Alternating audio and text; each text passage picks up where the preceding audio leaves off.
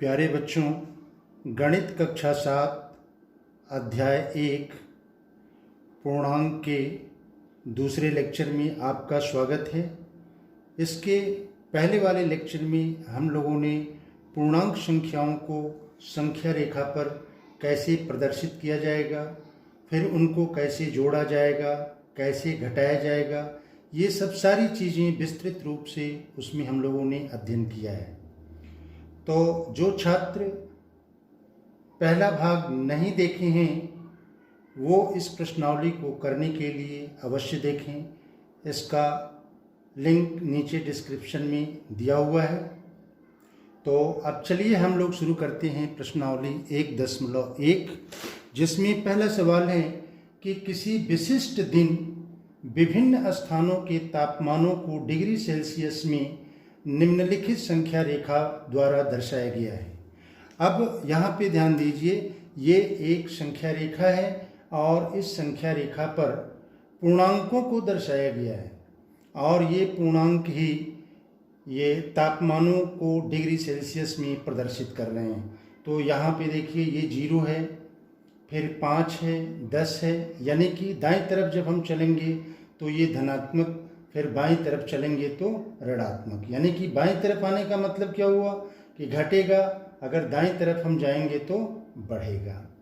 तो यहाँ पे देखिए, ये 0 लिखा हुआ है, यहाँ 5, यानी कि 0 के बाद ये 1 2 3 4 5, इसी तरह से 6 7 8 9 10 इस तरह से लिखा हुआ है। अच्छा, अब सवाल हमसे ये पूछा जा रहा है कि इस संख्या रेखा को देखिए और इस पर अंकित स्थानों के तापमान लिखिए। अब यहाँ देखिए, यहाँ पे पहले आपको लिखा हुआ है लाहौल स्पीति। तो लाहौल स्पीति ये इस चिन्ह द्वारा दर्शाया गया है। तो अब यहाँ पे यह जो बिंदु है ये कौन से तापमान को प्रदर्शित कर रहा है? तो यहाँ पे देखिए, 0 की ये बाईं तरफ है, तो बाईं तरफ क्या होगा? ऋणात्मक होगा। तो यहाँ पे देखिए 1 2 3 4 5, फिर 6 7 8, यानी कि लाहौल स्पीति का जो तापमान है वो कितना है? -8 डिग्री सेंटीग्रेड, -8 डिग्री सेंटीग्रेड। ठीक है। फिर यहाँ पे श्रीनगर है। अब यहाँ देखिए 0 है, तो 0 के फिर बाईं तरफ हमको चलना पड़ रहा है। कितना मात्र? 1 2, तो यहाँ पे इसका तापमान कितना हो जाएगा? -2 डिग्री सेंटीग्रेड, -2 डिग्री सेंटीग्रेड। ठीक है। अब इसके बाद ये शिमला। अब यहाँ देखिए, 0 की जब हम दाईं तरफ चलेंगे तो वो मान धनात्मक होगा, यानी कि ये 5 पर है, तो इसका कितना हो जाएगा? 5 डिग्री सेंटीग्रेड, 5 डिग्री सेंटीग्रेड। ठीक है। अब यहाँ ऊटी है, तो यहाँ ध्यान दीजिए, 0 की दाईं तरफ है। अब यहाँ पे 10 है, तो 11 12 13 14, यानी कि इसका तापमान है 14 डिग्री सेंटीग्रेड, 14 डिग्री सेंटीग्रेड।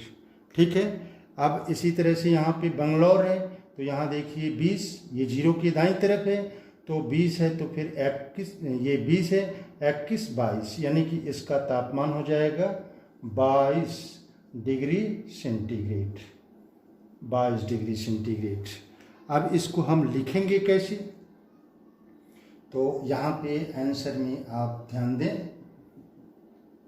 पहले हमको जो तापमान पूछा गया है किसका? लाहौल स्पीति का। तो आंसर में हम लिखेंगे कि लाहौल स्पीति का तापमान,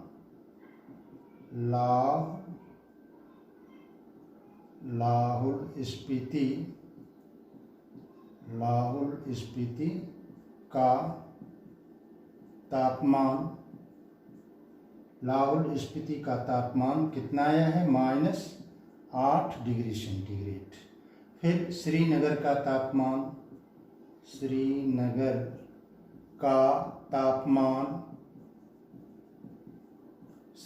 का तापमान कितना है? -2 डिग्री सेंटीग्रेड। फिर शिमला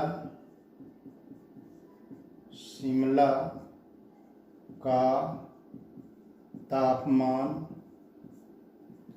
ये है 5 डिग्री सेंटीग्रेड। फिर ऊँटी का तापमान, ऊँटी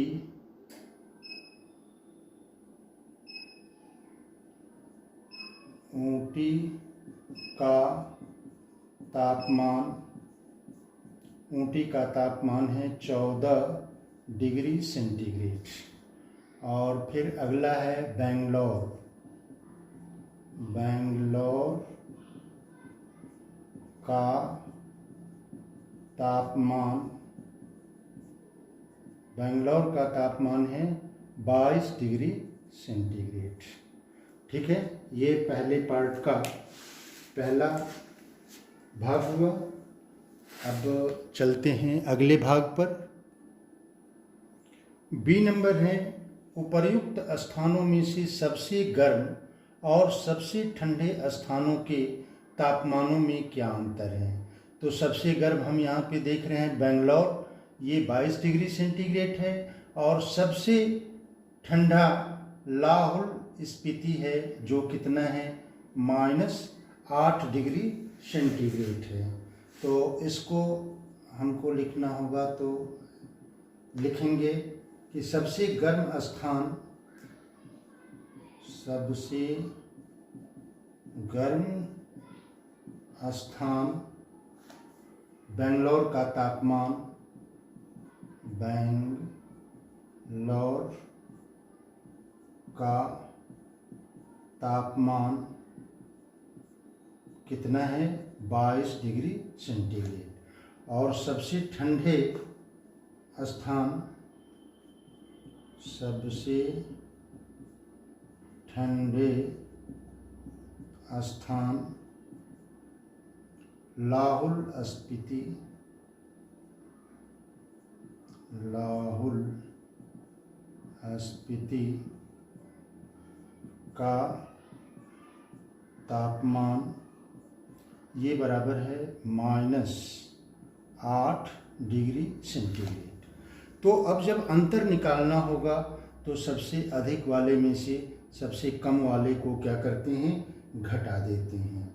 इसका मतलब क्या हुआ कि ये हो जाएगा गर्म और ठंडे स्थानों का सबसे, इसलिए सबसे, अतः सबसे गर्म व सबसे ठंडे, सबसे ठंडे स्थानों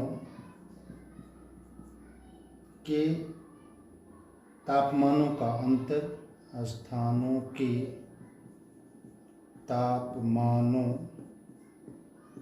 का अंतर ये बराबर कितना हो जाएगा, सबसे अधिक कितना है, 22 डिग्री सेंटीग्रेड, और सबसे कम कितना है, -8 डिग्री सेंटीग्रेड। अब आपको याद होगा पहले वाले लेक्चर में हम लोगों ने देखा था कि अगर ये माइनस माइनस है तो फिर क्या होगा, प्लस बन जाएगा। तो ये बराबर हो जाएगा 22 degree centigrade plus 8 degree centigrade. अब 22 और 8 कितना होता है, 30। तो ये बराबर हो जाएगा 30 डिग्री सेंटीग्रेड, और यही हमारा आंसर हो जाएगा।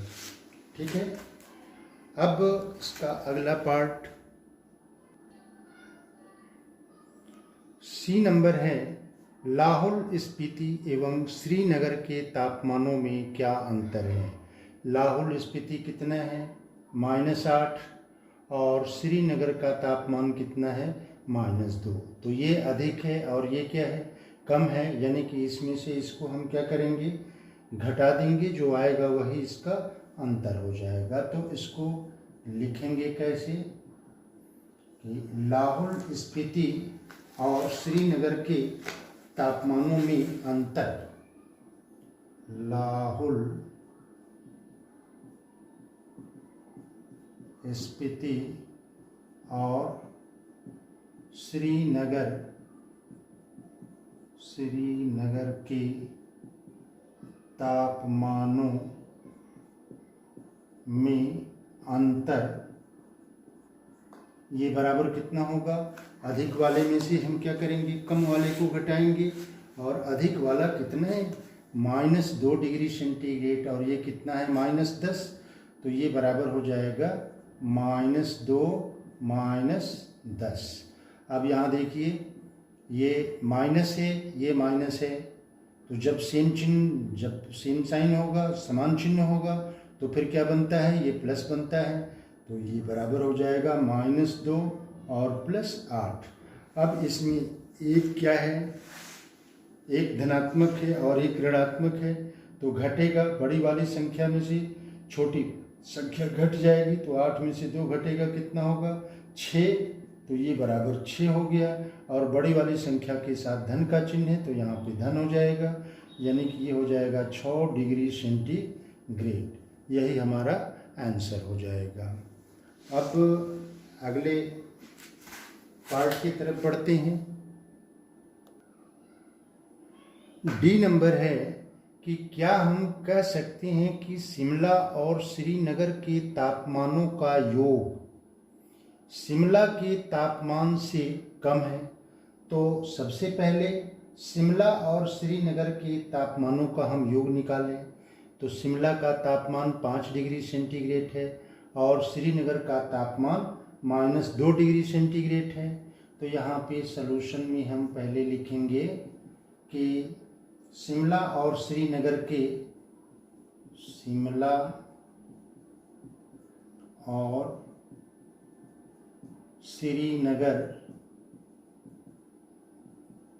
श्रीनगर के तापमानों का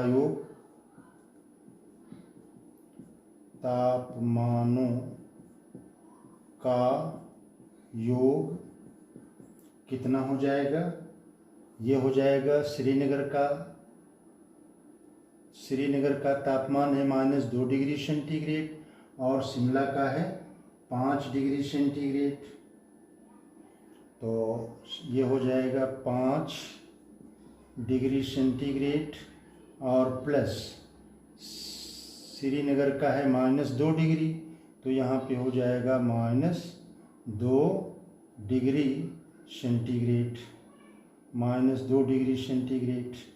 अब इसको जब हम जोड़ेंगे तो यहाँ पे ध्यान दीजिए, ये क्या चीज़ है, माइनस और ये प्लस, तो जब विपरीत चिन्ह होंगे तो विपरीत चिन्ह होगा तो ये क्या बन जाएगा, माइनस बन जाएगा, ऋण बन जाएगा, यानी कि ये हो जाएगा 5 डिग्री सेंटीग्रेड -2 डिग्री सेंटीग्रेड, और ये बराबर कितना आ जाएगा, 3 डिग्री सेंटीग्रेड। अब यहाँ पे देखिए शिमला और श्रीनगर के तापमानों का योग कितना है, 3 डिग्री सेंटीग्रेड, और हमसे पूछ क्या रहा है, पूछ ये रहा है कि इन दोनों का योग शिमला के तापमान से कम है। तो शिमला का तापमान कितना है, 5, तो 5 से ये 3 क्या है, कम है, तो हम लिखेंगे कि अतः शिमला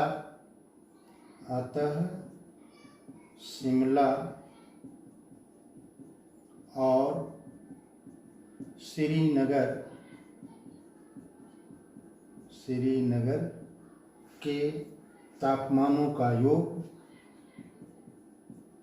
तापमानों का योग शिमला के तापमान से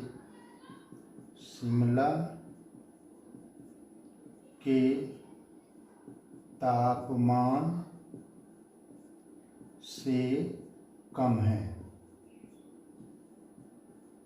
ठीक है। अब आगे इसमें ये पूछ रहा है कि क्या इन दोनों स्थानों के तापमानों का योग, दोनों स्थानों के तापमानों का योग कितना है, 3 डिग्री सेंटीग्रेड, ये श्रीनगर के तापमान से कम है, तो यहाँ पे 3 डिग्री सेंटीग्रेड -2 डिग्री सेंटीग्रेड से कम है, नहीं अधिक है। इसका मतलब क्या हुआ कि दोनों स्थानों के तापमानों का योग श्रीनगर के तापमान से कम नहीं है। तो यहाँ पे लिखेंगे कि अब श्रीनगर का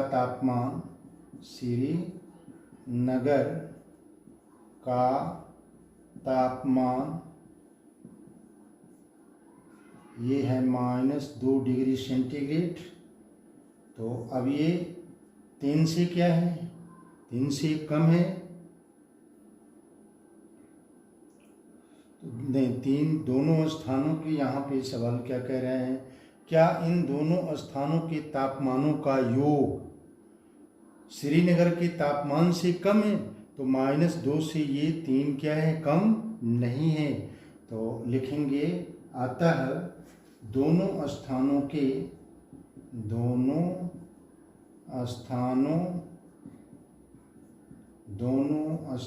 के तापमानों का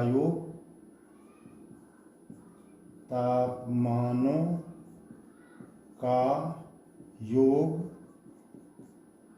श्रीनगर के तापमान से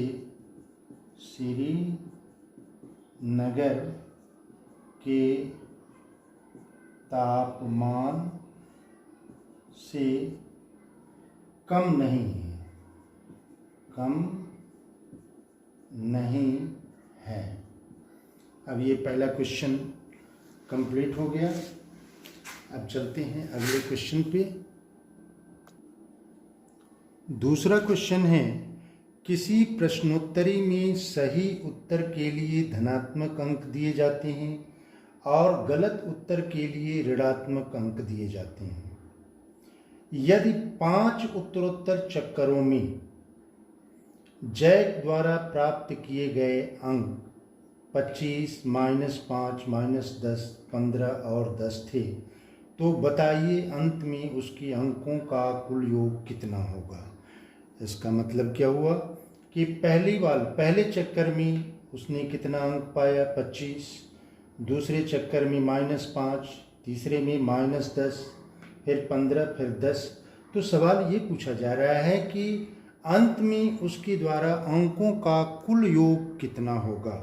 यानी कि ये जितने भी पूर्णांक मिले हुए हैं सभी पूर्णांकों को क्या करेंगे, हम जोड़ देंगे, तो जैक द्वारा प्राप्त अंकों का कुल योग पता चल जाएगा।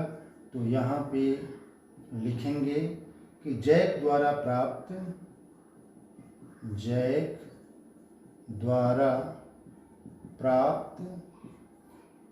अंकों का कुल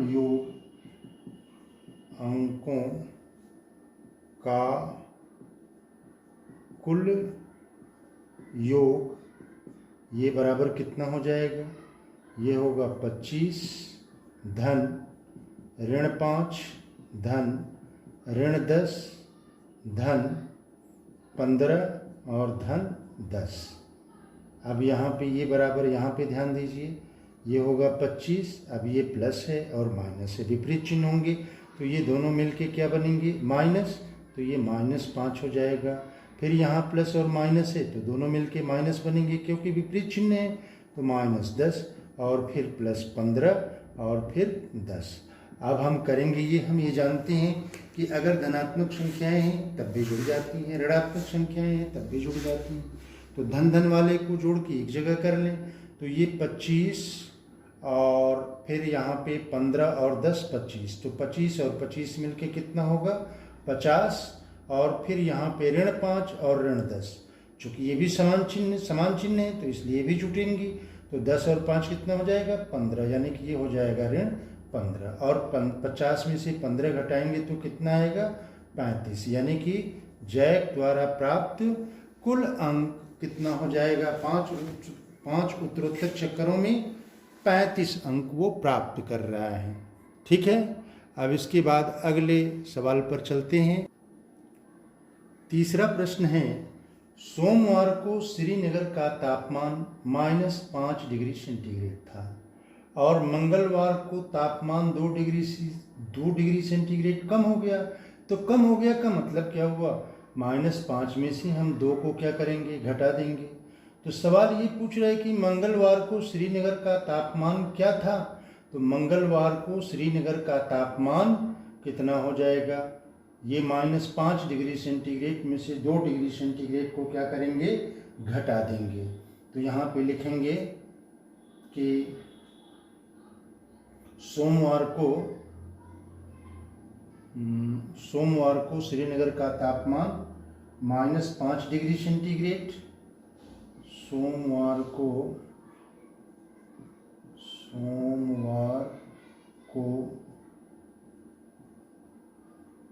श्रीनगर का तापमान, श्रीनगर का तापमान बराबर -5 डिग्री सेंटीग्रेड। तो मंगलवार को श्रीनगर का तापमान कितना होगा? तो मंगलवार को श्रीनगर का तापमान, यहाँ पे ये कह रहा है कि मंगलवार को तापमान 2 डिग्री सेंटीग्रेड कम हो जा रहा है। तो कम होने का मतलब क्या हुआ कि सोमवार को जो ताप था उसमें से हम 2 डिग्री सेंटीग्रेड क्या करें? घटा दें। तो सोमवार को तापमान कितना था? -5 डिग्री सेंटीग्रेड। इसमें से 2 डिग्री सेंटीग्रेड हम घटा दें। अब ये देखिए दोनों ऋणात्मक चिन्ह है तो ये जुटेगा, तो 5 और 2 कितना हो जाएगा? 7, और इसके साथ चिन्ह क्या है? माइनस का, तो ये होगा 7 डिग्री सेंटीग्रेड। एक तो आंसर आपका ये हो गया। अब आगे ये कह रहा है कि बुधवार को तापमान 4 डिग्री सेंटीग्रेड बढ़ गया, यानी कि जो मंगलवार का तापमान कितना था? -7 डिग्री सेंटीग्रेड। तो बुधवार को 4 डिग्री सेंटीग्रेड बढ़ गया, यानी कि -7 डिग्री सेंटीग्रेड में 4 डिग्री सेंटीग्रेड को क्या करेंगे? जोड़ देंगे। तो यहाँ पे लिखेंगे कि बुधवार को श्रीनगर का तापमान, बुधवार को श्रीनगर का तापमान, श्रीनगर का तापमान बराबर हो जाएगा कितना? -7 डिग्री सेंटीग्रेड में हम 4 को क्या करेंगे? 4 डिग्री सेंटीग्रेड जोड़ देंगे। अब यहाँ एक ऋणात्मक और एक धनात्मक, तो संख्याएं क्या होंगी? घट जाएंगी। बड़ी संख्या में से छोटी वाली संख्या को घटाएंगे तो 7 में से 4 घटेगा, 3 आएगा, 3 डिग्री सेंटीग्रेड। ये अधिक है, इसके साथ ऋण है तो यहाँ पे ऋण हो जाएगा, यानी कि दूसरे क्वेश्चन का आंसर ये हो गया। ठीक है, तो ये तीसरा क्वेश्चन भी कंप्लीट हो गया। ये श्रीनगर है, तीसरा क्वेश्चन कंप्लीट हो गया। अब अगले सवाल पे चलते हैं। चौथा क्वेश्चन है, एक हवाई जहाज समुद्र तल से 5000 मीटर की ऊंचाई पर उड़ रहा है। एक विशिष्ट बिंदु पर यह हवाई जहाज समुद्र तल से 1200 मीटर नीचे तैरती हुई पनडुब्बी के ठीक ऊपर है। पनडुब्बी और हवाई जहाज के बीच की ऊर्ध्वाधर दूरी कितनी है? यहाँ पे ध्यान दीजिए, ये चित्र आपके किताब में भी दिया हुआ है। यहाँ पे ये समुद्र तल है और फिर ये समुद्र तल के नीचे ये पनडुब्बी कितनी दूरी पर है? 1200 मीटर की दूरी पर, और ये ऊपर जो हवाई जहाज 5000 मीटर की दूरी पर है। तो सवाल आपसे ये पूछा जा रहा है कि पनडुब्बी और ये चूंकि पनडुब्बी हवाई जहाज के ठीक, पनडुब्बी के ठीक सामने हवाई जहाज है तो इनके बीच की दूरी कितनी होगी? तो आप इसको ऐसे भी ज्ञात कर सकते हैं। यहाँ से चूंकि जो दूरी है वो समुद्र तल से नापी जा रही है, संदर्भ बिंदु है तो संदर्भ बिंदु यहाँ पे 0 होगा, तो ये दूरी 5000 है और ये 1200 है, तो इन दोनों को हम जोड़ देंगे तो फिर हमारा आंसर आ जाएगा। लेकिन यहाँ पे हम पूर्णांक पढ़ रहे हैं इसलिए उसी के हिसाब से हमको इसको जोड़ना पड़ेगा। आपको याद होगा कि लाइन पर यहाँ पे 0 के दाएं तरफ ये ऊपर की तरफ क्या होता है? धनात्मक, और नीचे की तरफ क्या होता है? ऋणात्मक लेते हैं। यानी कि यहाँ से ये दूरी कितनी है? 5000, और नीचे से ये दूरी कितनी है? 1200 मीटर। तो अब इसमें करेंगे क्या? इनके बीच की दूरी अगर हमको घटानी होगी तो फिर हम ये 5000 में से ये ऋण 1200 को क्या करेंगे? चूंकि इधर की दूरी क्या है? ऋणात्मक है, यानी कि अधिक में से कम को हम क्या करेंगे? घटाएंगे, तो इनके बीच की दूरी हमें मालूम हो जाएगी। ठीक है, तो इसको लिखेंगे हम ऐसे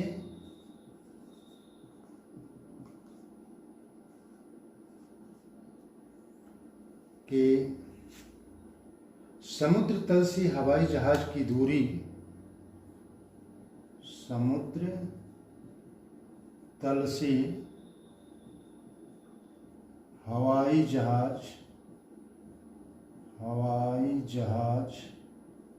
की दूरी, समुद्र तल से हवाई जहाज की दूरी कितनी है? समुद्र तल ये है, ये दूरी कितनी है? 5000। तो ये बराबर हो जाएगा 5000 मीटर। ठीक है। और हमको क्या दिया हुआ है? समुद्र तल से नीचे यानी कि ऋणात्मक दिशा में पनडुब्बी कितनी दूरी पर है? 1200 मीटर की दूरी पर। तो समुद्र तल से पनडुब्बी की दूरी, समुद्र तल से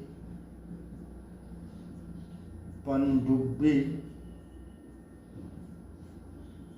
की दूरी ये बराबर हो जाएगा -1200 मीटर।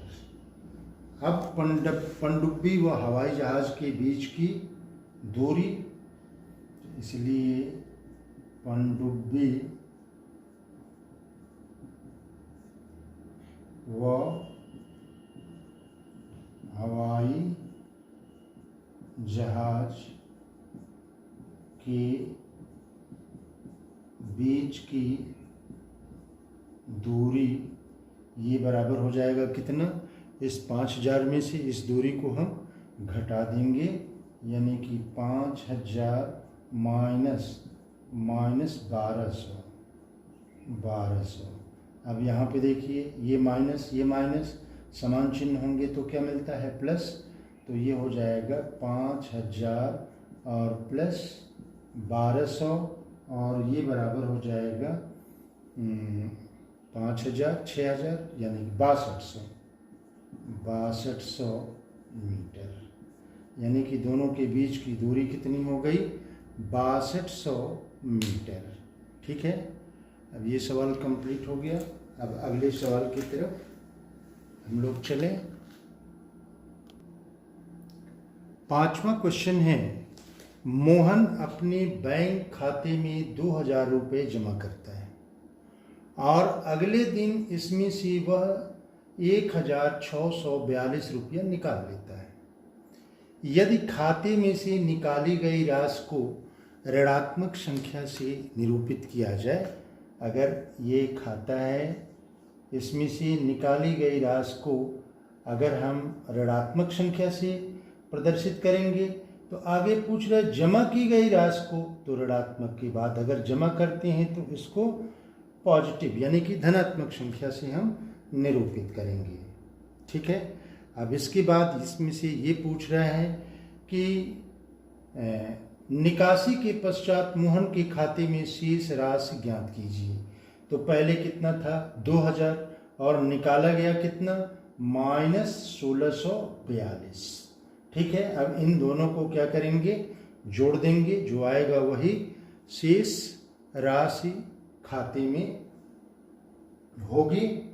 तो अब यहाँ पे सवाल को हम ऐसे लिखेंगे, क्योंकि खाते से निकाली गई, क्योंकि खाते से निकाली गई राशि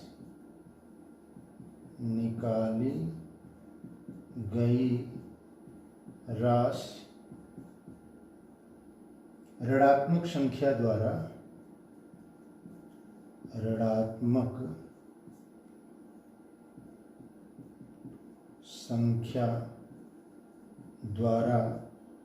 निरूपित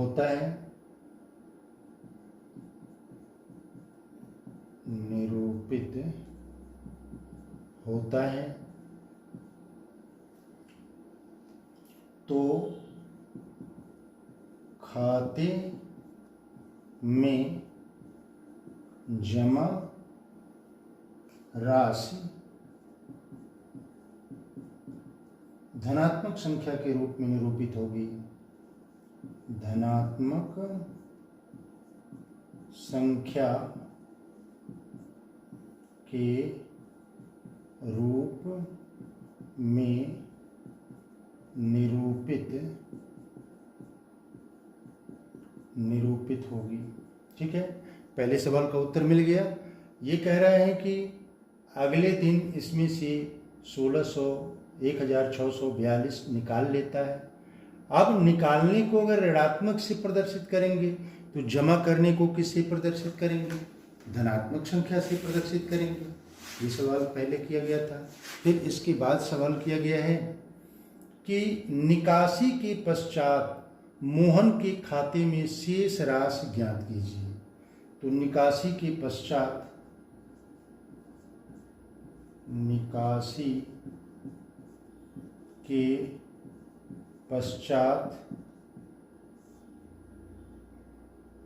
खाते में शेष राशि, मोहन के खाते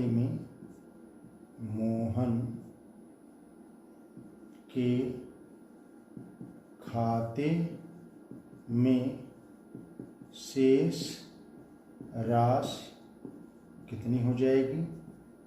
ये पहले कितना था?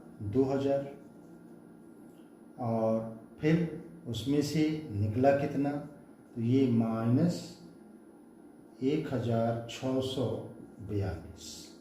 तो ये बराबर हो जाएगा 2000, प्लस और माइनस है तो माइनस हो जाएगा, तो 1642। और इसको जब हम घटाएंगे तो यहाँ से लेंगे 10, फिर यहाँ 10, यहाँ 9, फिर यहाँ 10। अब 10 में से 2 घटेगा तो कितना होगा? 8। 10 में से 2 घटेगा तो 8 हो जाएगा। फिर यहाँ 9 में से 4 घटेगा तो 5। 9 में से 4 घटेगा 5, और यहाँ पे बचेगा आपका 9। 9 में से 6 घटेगा तो 3,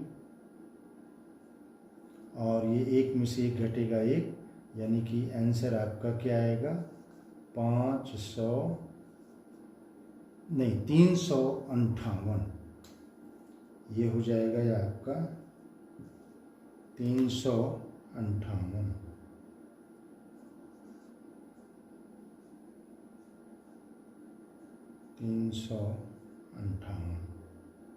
ठीक है।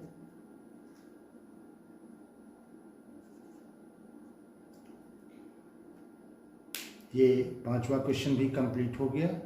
अब इस वीडियो को यहीं बंद कर रहे हैं, और यदि आपको ये वीडियो अच्छी लगी तो इसे लाइक करें, शेयर करें, सब्सक्राइब करें, और इसके बाद जो सवाल बच रहे हैं 6ठे से लास्ट तक अगली वीडियो में हम लोग करेंगे। Best of luck.